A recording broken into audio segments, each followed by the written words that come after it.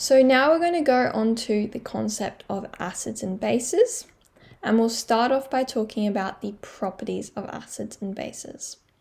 So in this concept in the syllabus, we need to be able to understand that acids are substances that can act as a proton or hydrogen ion donor and can be classified as either monoprotic or polyprotic, depending on the number of protons donated by each molecule of the acid. We also need to be able to distinguish between strong and weak acids and bases in terms of the extent of dissociation, the reaction with water, and the electrical conductivity. And we need to be able to distinguish between the terms of strong and concentrated when considering acids and bases. So with acids, we say that these are usually donators of hydrogen ions. So essentially they are proton donors. And so this means that acids usually dissociate in order to form H+, or if they are in a solution with water, donate their hydrogen ions in order to form H3O+. So we also need to consider what is the difference between a strong acid and a weak acid. So acids can be either monoprotic, which means that it donates only one proton, or only has one proton that it's able to donate, or they can be polyprotic, which means that they donate more than one proton. And so when we consider acidity, we need to look at how much that acid will dissociate, and so essentially how many protons it's going to release into the solution. So when we look at this table here, we can see that we've got a table of acids and their dissociation constants. So some of our really strong acids, which we can consider, is like our hydrochloric acid, hydrofluoric acid, and then our weaker ones are like our acetic acid. And so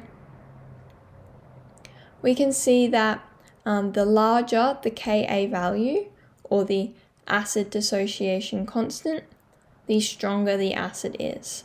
So for example, HCl is 2 times 10 to the power of 6, and then HNO3 is 25, so that's substantially weaker acid. And then we've got hydrofluoric acid, which although is a very strong acid, is 3.5 times 10 to the power of minus 4, so is substantially weaker acid compared to HCl.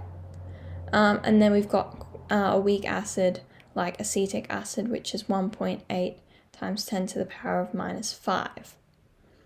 And so these Ka values, or acid dissociation constants, provide a quantitative representation of the extent to which the acid dissociates.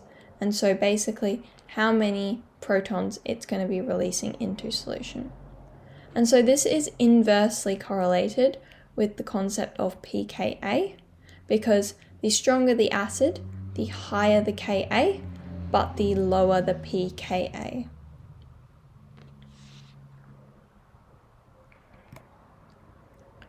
So now when we consider bases, we can say that the definition of a base is that it accepts hydrogen ions.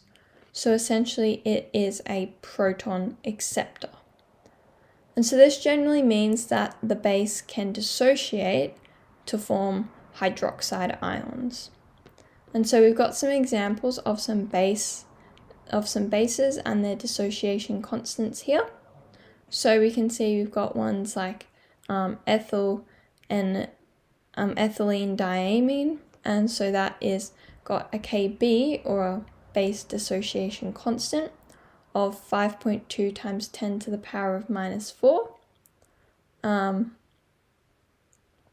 And we can see that out of this table here, that would be the strongest base which is presented in this particular table because it has the largest dissociation constant for a base, whereas something like urea is only 1.5 times 10 to the power of minus 14, so it's going to be a much weaker base in comparison.